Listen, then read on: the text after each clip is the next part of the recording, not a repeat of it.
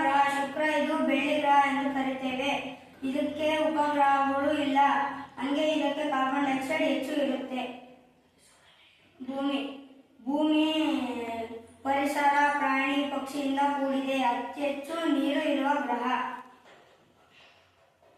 ಮಂಗಳ ಗ್ರಹ, ಇದು ಕೆಂಪು ಬಣ್ಣದ ಗ್ರಹ. ಇದಕ್ಕೆ ಕಾರ್ಬನ್ ಡೈಆಕ್ಸೈಡ್ ಹೆಚ್ಚು, ಗುರುತ್ವಾಕರ್ಷಣ ಬಲ ಇರೋದಿಲ್ಲ. ಇದಕ್ಕೆ ಉಪಗ್ರಹಗಳು ಹೆಚ್ಚು ಇವೆ. ನೆಕ್ಸ್ಟ್ ಗುರು, ಇದು ಅವಳಿ ಗುರು, ಇದು ಅತ್ಯಂತ ದೊಡ್ಡದಾದ ಗ್ರಹ. ಇದು ಗ್ಯಾಸ್ನಿಂದ ತುಂಬಿದೆ. ಇದು ಅವಳಿ ಗ್ರಹ. ನೆಕ್ಸ್ಟ್ ಶನಿ ಗ್ರಹ, ಇದು ಉಂಗುರ ತರ ಇರುತ್ತೆ, ಅತ್ಯಂತ ಹಗುರವಾದ ಗ್ರಹ. ಇದು ಆಪೋಸಿಟ್ ಇರುತ್ತೆ. ಯುರೇನಸ್, ಇದು ಹಸಿರು ಗ್ರಹ.